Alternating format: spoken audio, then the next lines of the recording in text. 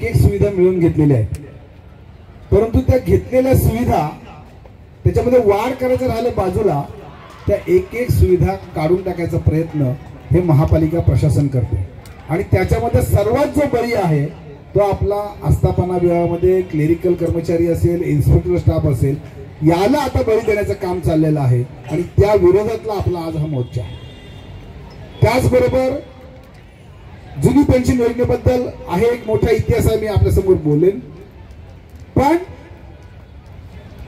आपला करार झालेला आहे 19 सप्टेंबर 2011 ला जो काय महापालिकेमध्ये करार झाला, त्या करारामध्ये एक लाईन टाकली, म्हणजे रावसाहेबांनी आपण जो एमओयू केला होता तो केंद्रीय कर्मचाऱ्यांप्रमाणे मिळाला पाहिजे असं म्हटलं होतं, पण 19 सप्टेंबर 2011 ला झालेला करार not less than state government, राज्य शासनापेक्षा कमी असणार नाही अशा प्रकारचा स्पष्ट उल्लेख त्या करारामध्ये आहे। पण हे महापालिका प्रशासन जिथे सोयीचं आहे तिथे राज्य शासनाप्रमाणे, आणि जिथे सोयीचं नाही ते मात्र मग आपण म्हणेल ती पूर्व दिशा। आपल्याला इन्स्पेक्टर स्टाफ आहे मोठ्या प्रमाणात जो लिपिकांमधून परीक्षा देऊन तिथे गेलेला आहे। राज्य शासनासारखी जर वेतन श्रेणी द्यायची असेल तर आपल्याकडच्या इन्स्पेक्टरला 4200 रुपये किमान ग्रेड पे द्यायला पाहिजे, तर 2800 देऊन आपली बोलवण केलेली आहे। आम्ही प्रयत्न केला होता झा समिती समोर, जसं आपण लिपिकांचं हित राखलं झा समिती समोर, की आपण अपेक्षा केली नव्हती की 2000 वरून मी 2100-2200 मिळतील, पण आपल्या संघटनेने केलेल्या प्रयत्नामुळे मित्रांनो आपण 2400 घ्यायला भाग पडले आणि त्याच्यामध्ये लाखो रुपयाचा बेनिफिट आपल्याला मिळाला। पण इन्स्पेक्टर स्टाफला अजून तो प्रक्रिया राबवली गेली नाही।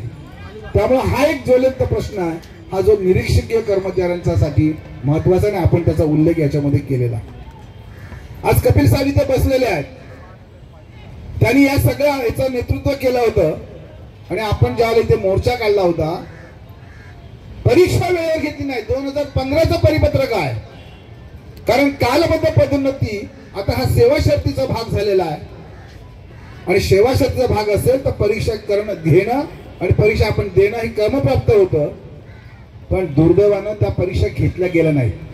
त्यामुळे मगाशी मुधोळनीची कविता वाचली की आता माझं वय होत चाललेलं आहे पण मला आता परीक्षा द्यायची आहे जे माझं वय नाही आहे, असा बेनिफिट जवळसमोर ठेवून आपण विनाअट कालबद्ध पदोन्नती मिळाली पाहिजे अशी आपण भूमिका केली। त्याला साक्षीदार कपिल साहेब आहे।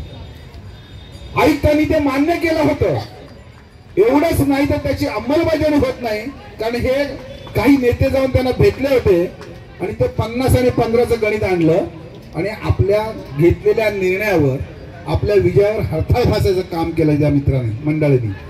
हा प्रश्न विधान परिषदेमध्ये कपिल साहेबांनी उपस्थित केला, त्याला मुख्यमंत्री माननीय एकनाथजी शिंदे होते, त्यांच्या वतीनं सभागृहामध्ये येऊन उदय सामंत साहेब जे आता मिनिस्टर आहेत त्यावेळेस ते मिनिस्टर होते, त्यांनी मुख्यमंत्र्यांच्या वतीनं साहेबांना आश्वासित केलं